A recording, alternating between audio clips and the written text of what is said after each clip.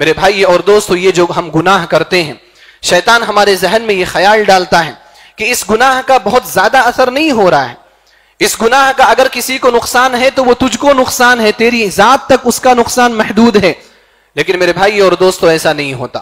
یہ گناہ جو ہم کرتے ہیں، اس گناہ کا اثر ہماری ذات تک محدود نہیں ہوتا، بلکہ اس گناہ کا اثر ہر ذرے پر، ہر جاندار پر، ہر حیوان پر پڑتا ہے۔ اسی وجہ سے ابو ہریرہ رضی اللہ تعالی عنہ نے بیان فرمایا، ان الحبار لتموت فی وقرها من ظلم الظالم، کہ پرندے اپنے گھونسلوں کے اندر گناہگاروں کے گناہ کی وجہ سے مر جایا کرتے۔ اللہ سبحانہ و تعالی گناہوں کی وجہ سے بارش کو روک لیتا ہے، اللہ سبحانہ و تعالی گناہوں کی وجہ سے اناج کو روک لیتا ہے، غلوں کو روک لیتا ہے، بھوک مری کا ماحول پیدا ہو جاتا ہے، لوگ پیاس کی وجہ سے مرنے لگ جاتے ہیں، اور گناہ کی وجہ سے انسان جانوروں کی موت بھی ان گناہوں کی وجہ سے ہو جاتی۔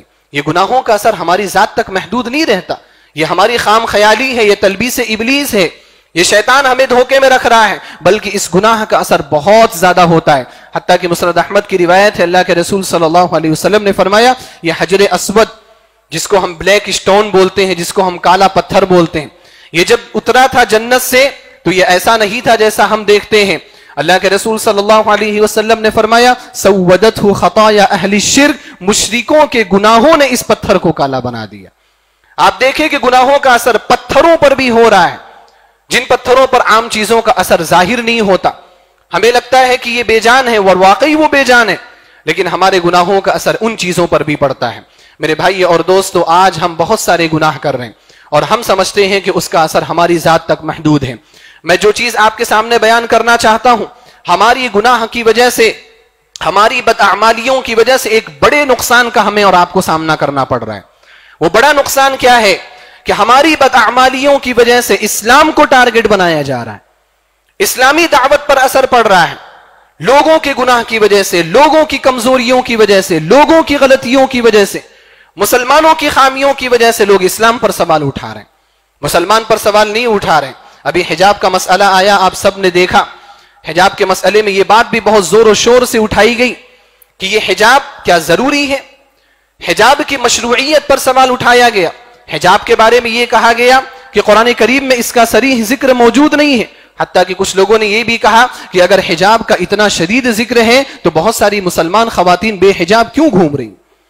آج ہماری بعض عورتوں کے حجاب نہ کرنے کی وجہ سے حجاب کی مشروعیت پر سوال اٹھ رہا ہے۔ یہ ہماری بدعملی ہے، ہمارا گناہ ہے۔ کس کے اوپر اثر پڑ رہا ہے؟ اسلام کی دعوت پر اثر پڑ رہا ہے۔ آپ دیکھیں، ہم میں سے بعض نوجوان داڑھی نہیں رکھتے، ان کے داڑھی نہ رکھنے کی وجہ سے داڑھی کی مشروعیت پر سوال اٹھایا جا رہا ہے۔ کیا داڑھی رکھنا ضروری ہے؟ کیا داڑھی رکھنا فرض ہے؟ اگر فرض ہے تو وہ فلاں بھائی، وہ بھی تو مسلمان ہے، وہ بھی تو عبداللہ ہے، وہ بھی عبد الرحمن ہے، وہ داڑھی تو نہیں رکھے ہوئے، آپ کو داڑھی رکھنا ضروری کیوں ہے؟ یہ سوال مسلمانوں کی جانب سے بھی ہے، مسلم گھرانوں کی جانب سے بھی ہے، اور غیر مسلم گھرانوں کی جانب سے بھی ہے۔ آج ہماری بدعملی کی وجہ سے ہماری نمازوں پر بھی سوال اٹھ رہے ہیں۔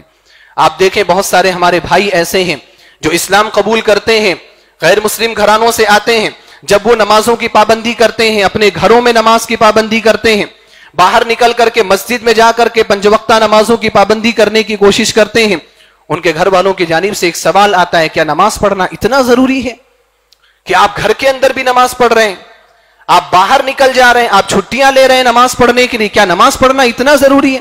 اگر اتنا ہی ضروری ہے تو فرسٹ فلور پہ یا سیکنڈ فلور پہ فلاں مسلم فیملی بھی تو رہتی، وہ تو نماز پڑھنے نہیں جاتے۔ ہماری بدعملی کی وجہ سے نماز پر بھی سوال اٹھائے جا رہے ہیں۔ میرے بھائی اور دوستو، اگر ہم نے ہوش کے ناخن نہ لیے، اگر ہم نے ابھی ذرہ برابر بھی غور و فکر نہیں کیا، ہم نے کچھ اقدام نہیں کیے، تو وہ دن دور نہیں ہے کہ ہماری مسجدوں پر بھی سوال اٹھائے جائیں گے کہ مسجدوں پر اتنے پیسے کیوں خرچ کیے جا رہے ہیں؟ نماز پڑھنے والے تو 15-20 لوگ ہیں، آپ کروڑوں روپے مسجد کے پیچھے لگا دے رہے ہیں، آپ ایک بڑی پراپرٹی، ایک زمین کا بڑا حصہ آپ مسجد کے پیچھے لگا دیتے ہیں، آپ کے یہاں تو نماز پڑھنے والے ہی نہیں ہے، کیا فائدہ ہے اتنے خرچ کا؟ ہمارے مدرسوں پر بھی سوال اٹھائے جائیں گے کہ آپ مدرسے بنا رہے ہیں، اسلامی مدرسے، آپ کے یہاں اسلامک تعلیم حاصل کرنے والے کتنے لوگ ہیں؟ کتنے بچے ہیں جو اسلامی تعلیم حاصل کرنا چاہتے ہیں؟ آپ 2%، 3%، 4% بچوں کے لیے اتنا زیادہ خرچ کیوں کر رہے ہیں؟ آپ حکومت کی، آپ ملک کی جائیداد کو نقصان پہنچا رہے ہیں۔ اس طرح کے سوالات بھی اٹھ سکتے ہیں۔ لہذا جو بھی ہم گناہ کر رہے ہیں، ہم ہرگز یہ نہ سمجھیں کہ اس گناہ کا اثر ہماری اپنی ذات تک محدود ہے، اس گناہ کا اثر میرے بھائی اور دوستو بہت دور تک جا رہا ہے۔ آج ان چیزوں پر سوال اٹھے ہیں، کل کن کن چیزوں پر سوال اٹھیں گے ہم اور آپ کو اس کا اندازہ نہیں ہے۔